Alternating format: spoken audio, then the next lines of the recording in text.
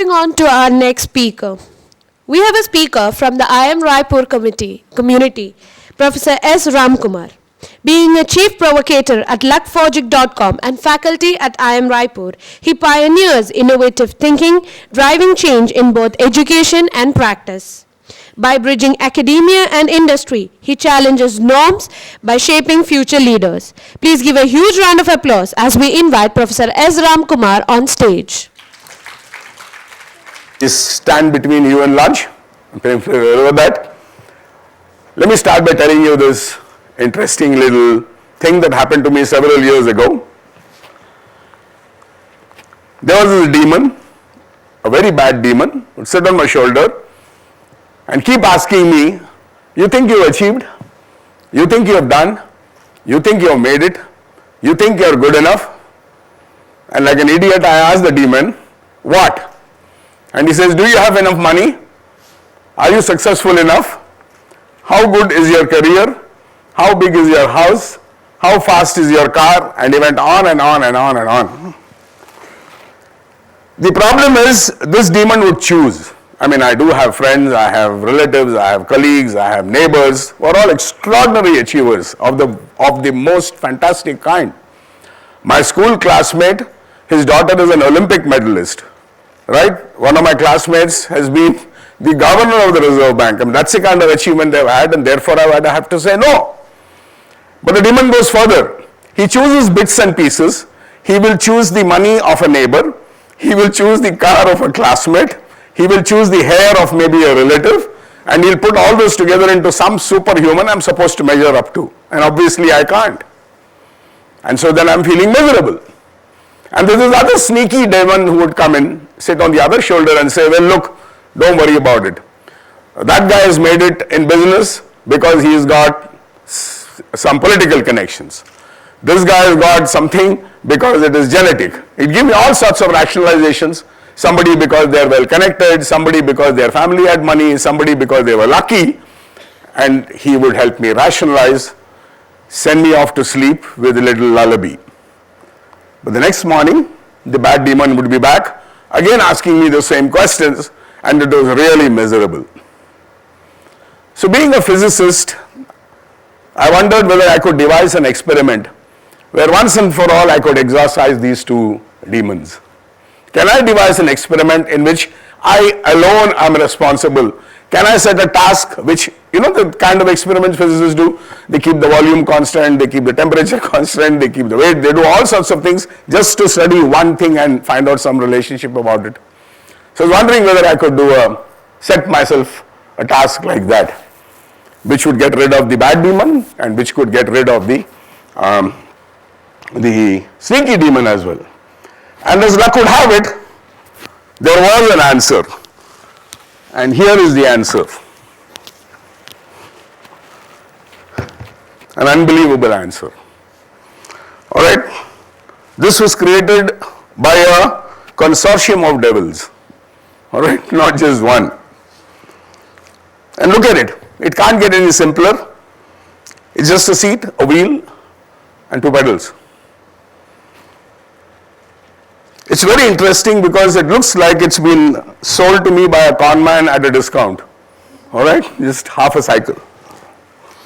Engineering says this is the most inefficient form of transport there is. And you could figure out, because you haven't seen many of these around, that this is has hardly any practical applications. Alright?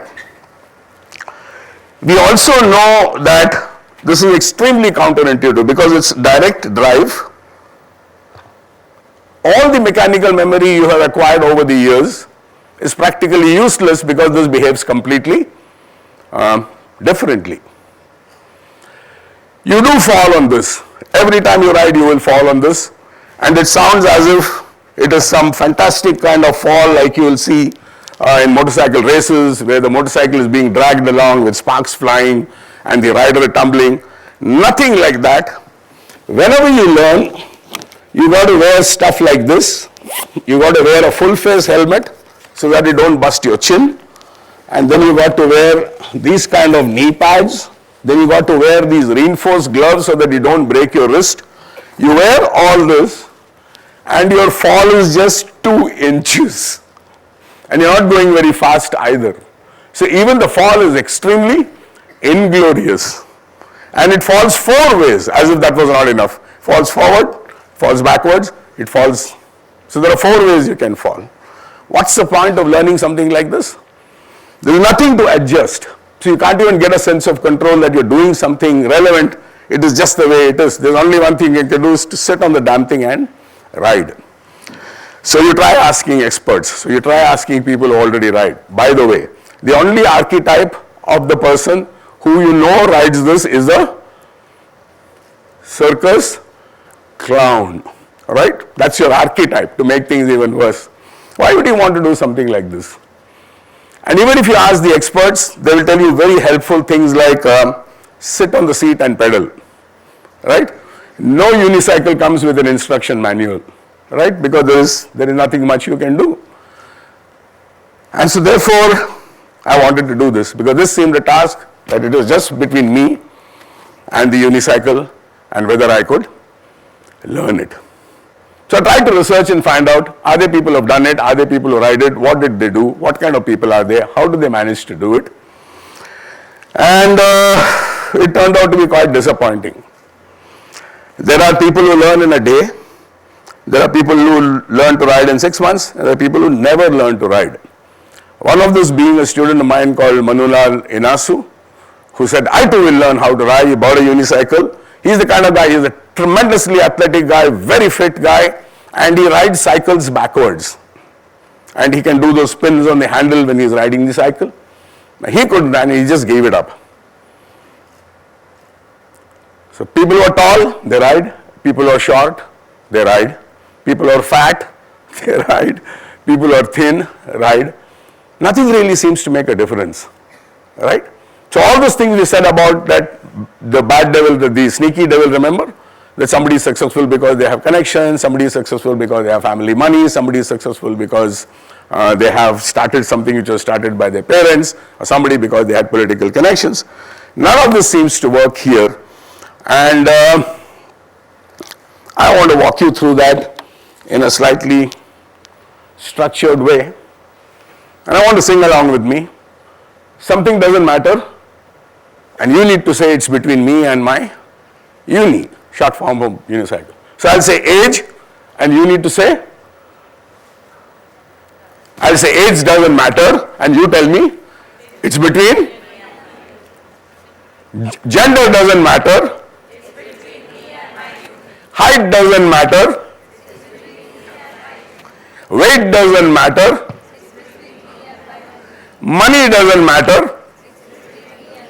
Design doesn't matter. Where I live doesn't matter.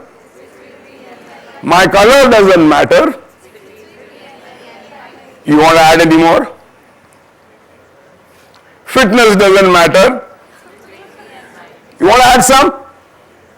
All right. So therefore, I plodded along. It's an incredibly lonely journey because nobody seems to understand why you would want to do something like this. Nobody really figures out why this makes any sense at all. But I'm a physicist and I'm used to this. I'm used to working long hours on things that don't make sense to anybody. They don't make sense to me also. But I keep working at it. That's what I'm used to. And so I did this. And it went on for months. And people would come and give me very helpful hints like improve your proprioception or try and activate your Golgi spindle muscles. And I would look at them and say, absolutely right. I haven't the faintest idea what they're talking about. And that's what went on for months till one day I got my second revolution. All right, the first time you climb on it, the first revolution is automatic. It happens because you're sitting on it and it rolls. The second is the one that you generated.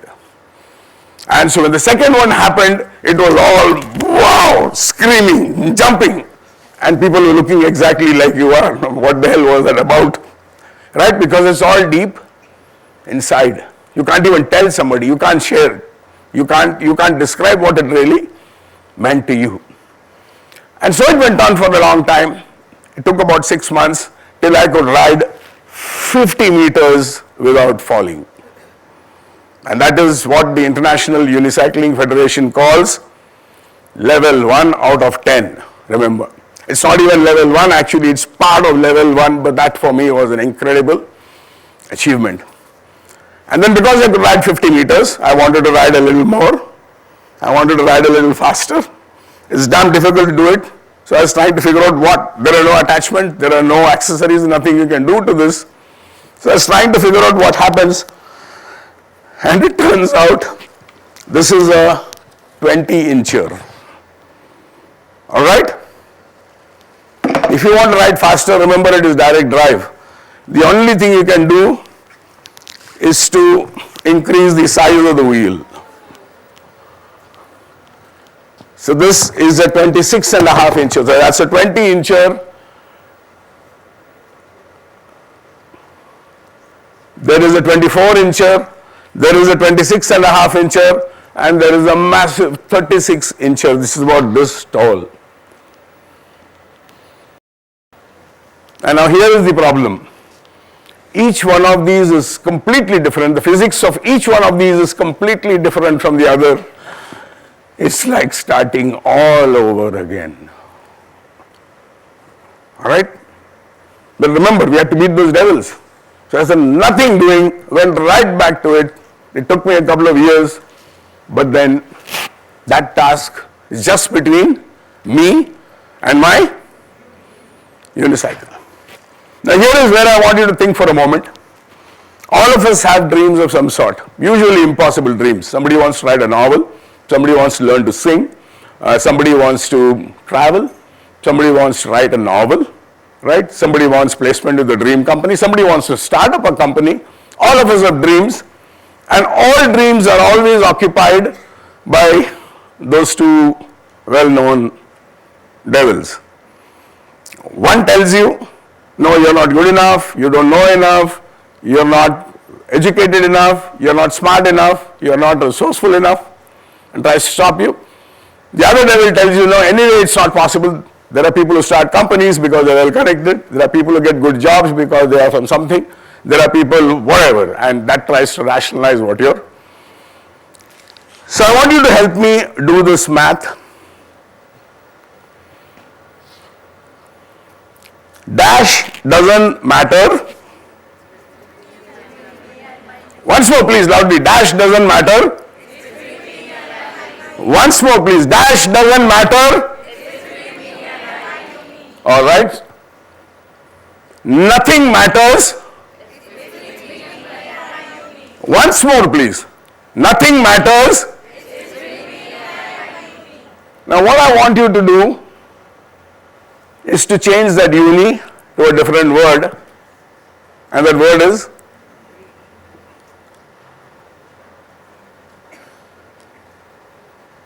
that's the only way I know that you can beat those two demons. It's only between you. If you can believe that, if you can understand that, if you can convince, of course you can learn to ride a unicycle if you want to, it's perfectly fine. But if you don't want to, it's perfectly fine. The metaphor still stays with you. Nothing really matters, it's between you and your dream.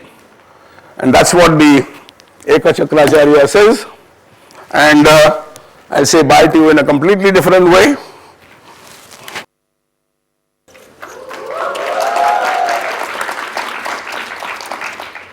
Thanks a lot. Good luck.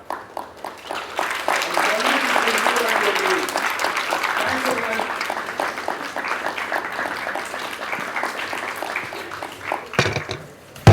Thank you, sir, for those insightful and inspiring words. I now invite Girish Pahadia, Corporate Development Officer, to felicitate our guest.